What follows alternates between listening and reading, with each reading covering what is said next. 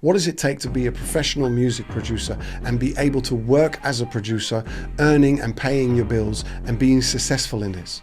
This is a question that gets asked a lot by young up-and-coming producers or beat makers or people that are just starting off making music. And this is exactly why I wanted to do this video, so you can have 12 tips that will bring you to that end goal of being a professional music producer much quicker. And then tip number 7, and that's be original. It's good to understand a certain type of music really well and to listen to people and to kind of try and emulate that, to try and understand how that works, and you'll learn a lot that way.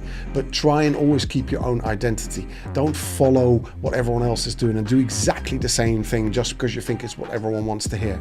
You can kind of take elements from that, but do it in your own way.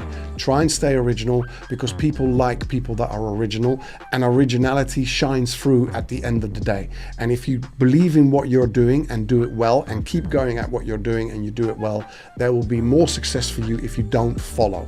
Tip number 8. Seek constructive criticism. Playing your music to people is quite difficult because people that are nearer to you are more likely to say, oh yeah, that sounds really great. They might not actually like it, or they might not actually feel, you know what, that's something that I would really listen to, or it doesn't really fit, or I don't like the song, or whatever they feel that they don't like about it, they're probably not going to tell you. So you're better off playing it to people that are really honest and say exactly what they think is wrong with it. Sometimes to try and find that person is quite difficult, but what you can do in this case is give the track to someone else and say to them, look, you play to some of your friends and see what they say, or go onto a forum and post it onto a forum and let people tell you on the forum what they think of it. Probably the people that are less connected to you are going to be more honest, or if you can get producers to listen to it, it's probably even better. And when you do get that feedback, you're going to have to work out what that feedback is telling you.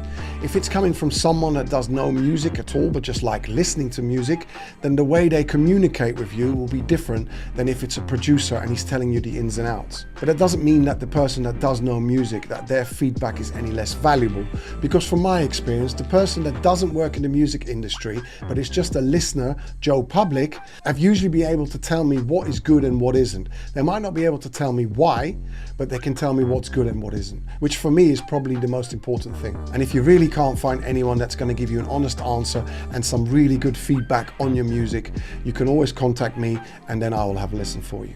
And that brings me to tip number 9. Equipment isn't everything. Just to have lots and lots and lots of equipment doesn't mean that you're going to create great music. Yes, it's nice to have a new gadget and have lots of new different sounds and new things, and that can create inspiration, and I understand that. But you don't need to have all that. Buy one thing and really learn it. You'll be surprised how much you can get out of one particular item that you buy, be it a plug-in, or be it a keyboard, or be it a drum machine, whatever you're going to go and buy. Fundamentally, making music is about having a great idea. There are lots of examples of records that have made it very, very big that actually don't sound that great, but they're really good and the idea is good, and that's why it works. Tip number 10, upload your music to multiple platforms such as SoundCloud and Bandcamp, and really start growing your audience and get people to hear it. Even upload it to streaming platforms so that you get a bit of a following and you get a bit of momentum going with your stuff.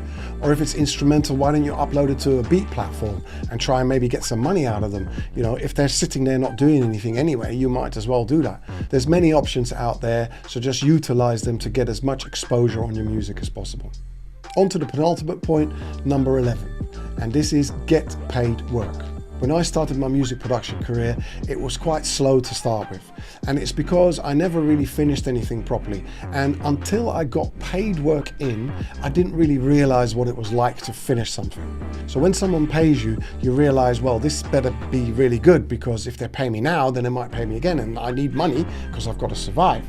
So that's what happened for me. As soon as they paid me, I started learning how to finish tracks, and all the other points that I made here before, they all started becoming a lot clearer to me because I had some responsibility. And the last thing you want to do is give someone a piece of crap, because they're never going to come back. So you've got to finish it properly. So if you're able to get paid work in, it will develop you much more, because you'll have more responsibilities for the music that you do, and you can't bail out. You can't say, oh, you know what, I can't be bothered with this one, I'm just going to leave it there.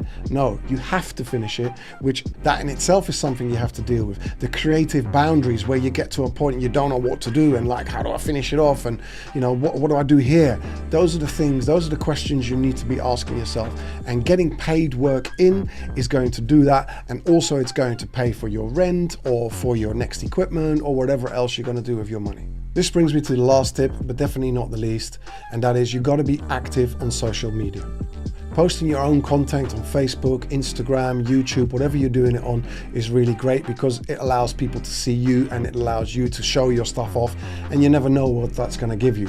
But what is also very important is that you do the same back to people, that you go and find other producers and like-minded people of doing what you're doing and material that you like, and going to listen to it. Spend the time listening to it. Make that part of your 1 hour listening that you're supposed to be doing every single day, and just comment on it. Say, you know what, I really like what you guys are doing, this is great stuff, keep it up, or something genuine that you mean. And people are more likely to respond to that rather than a spam message that says, yeah, great work, check out my new release at this link. That just doesn't work. And social media has been around long enough for people to know what is genuine and what is not. And that, ladies and gentlemen, brings me to the end of this video. And I hope you've enjoyed it. If you've made it through from start to end, I hope I've been able to give you some really good idea and some really good tips on what you can do to make yourself improve quicker and become that professional music producer. I would really appreciate it if you could like, subscribe, and press the bell for future content. And if you have any questions, please message me. And finally, if you really do not have anyone to critique your music, please contact me and I'll have a listen to it, and I'll give you some comments and feedback on what I think of your track. Thank you and have a nice day. Bye-bye.